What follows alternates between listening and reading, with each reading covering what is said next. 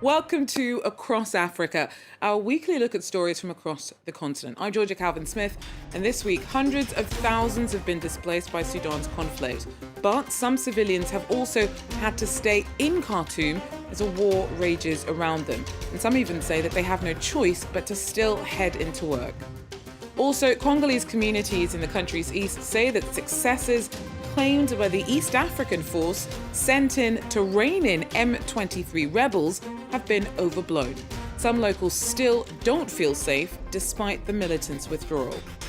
And dozens of Beninese craftsmen brush up on the skills needed to restore the royal palaces of the former kingdom of Dahomey. They'll house returned artifacts that French colonial forces stole in the 19th century. But first, rival generals behind Sudan's deadly war have agreed multiple ceasefires that have been routinely violated. Civilians have borne the brunt of the conflict, and hundreds of thousands have fled their homes over the weeks of battling.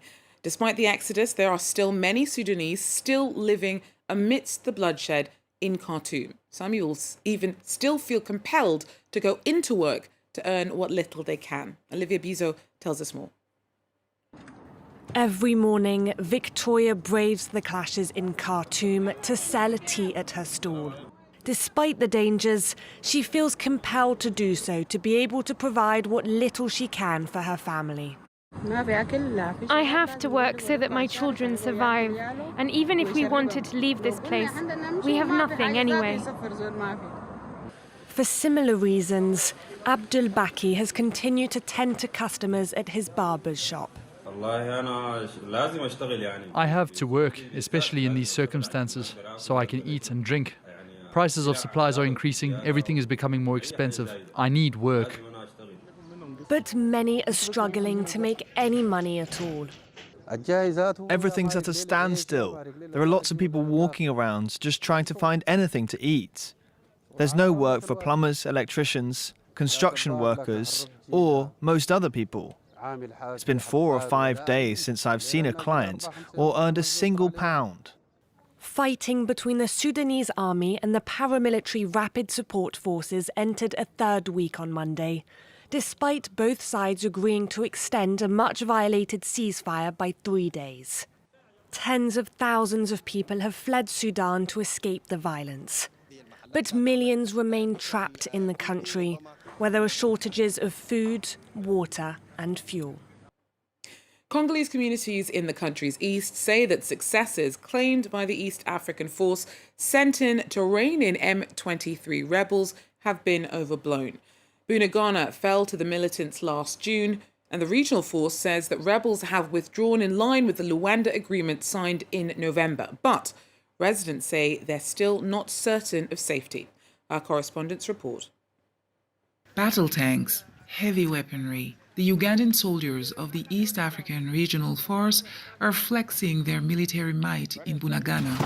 They say they have now regained control of this Congolese border town. It was the first city to fall to M23 rebels in June last year. Our military force is securing that portion of the border.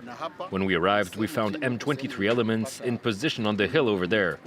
They're no longer here. They fled outside the city.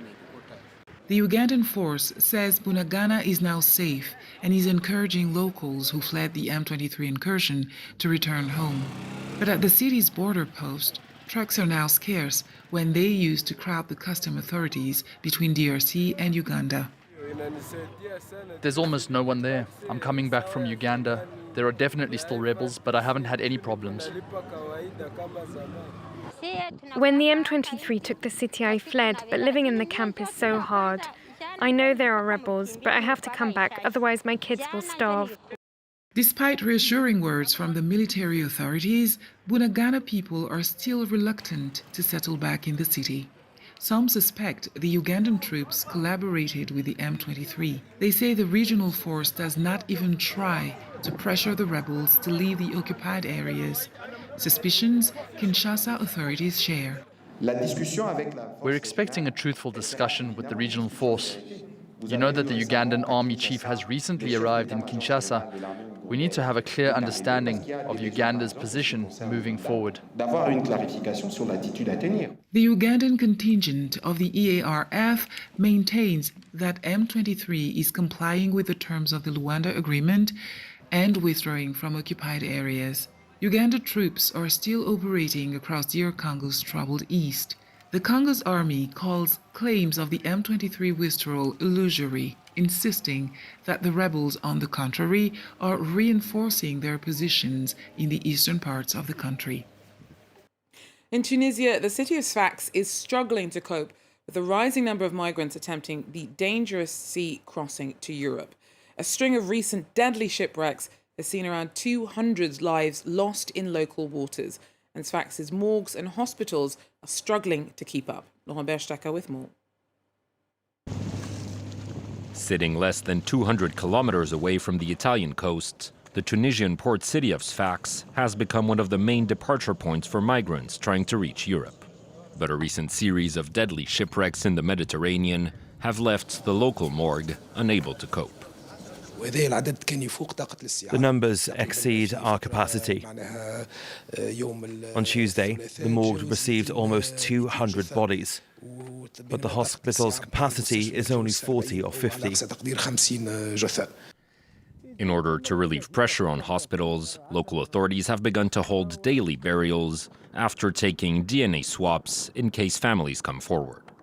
In the Sfax cemetery, rows of unadorned tombstones display the numbers given to the bodies that couldn't be identified. Here, too, space is beginning to run out, despite the city's best efforts. We don't have a designated cemetery for such cases, but thanks to the combined efforts of the city of Sfax and the surrounding municipalities, we have been able to increase the number of burials. Migrant departures from Tunisia have been on the rise following a series of aggressive speeches by President Kais Saied. The city of Sfax says it's taken in over 200 dead bodies in the past 10 days. About 3.5 million people get malaria in Kenya every year. About 10,700 cases are fatal. But the country is one of Africa's leading examples in the battle against the disease, and numbers are dropping. There's excitement that progress could be ramped up even further with the new R21 vaccine. It's only the second in the world for malaria and could be a game changer. Our correspondents report. In this clinic in Kisumu, doctors treat malaria patients. Across Kenya, some 3.5 million people contract the disease every year. Malaria has become a big problem in our family. I tested positive and was sick all last week. I pray that researchers find a solution because we are losing many children. Between 2019 and 21, Kenya tested an anti-malarial vaccine. Today, more than 1 million doses have been administered to children under 5 in endemic regions in the west of the country. The child must continue to sleep under a treated mosquito net. Being vaccinated does not mean that we cannot contract malaria, it just reduces the risks. The most recent studies show infection rates dropping sharply from 27 to 19% between 2015 and 2020. In March, the Health Ministry announced it was expanding its vaccination drive. There is a very big change since we started giving RTSS to under children from 6 months. The severity has been reduced and also mortality to under 5 children has also been reduced. At least 28 African countries plan to deploy the vaccine in the future. A second vaccine still in the study phase could soon also be approved by the World Health Organization.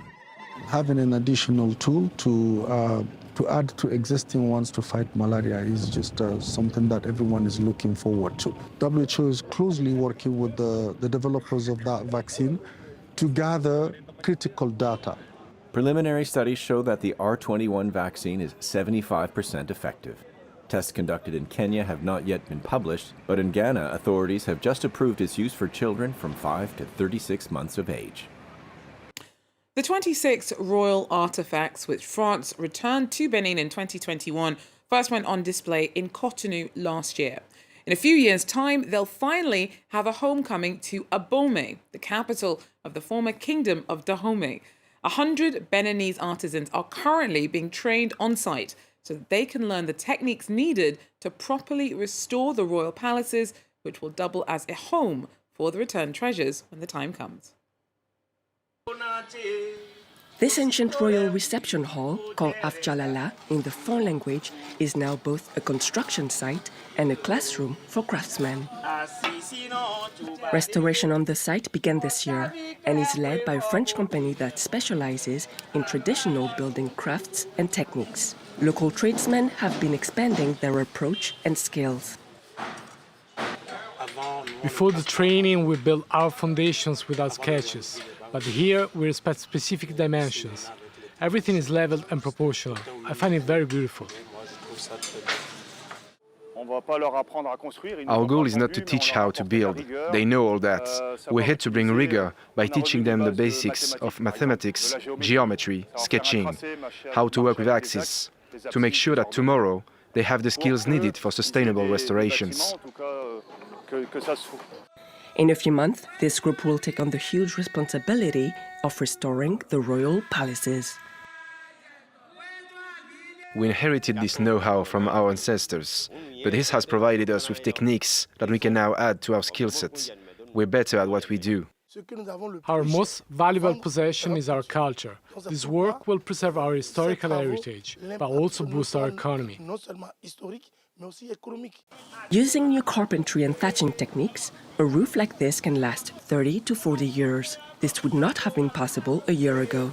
The restoration project and museum's construction cost around 45 million euros. The French Development Agency will be funding about 80% of that with loans and grants, with Benin covering the rest.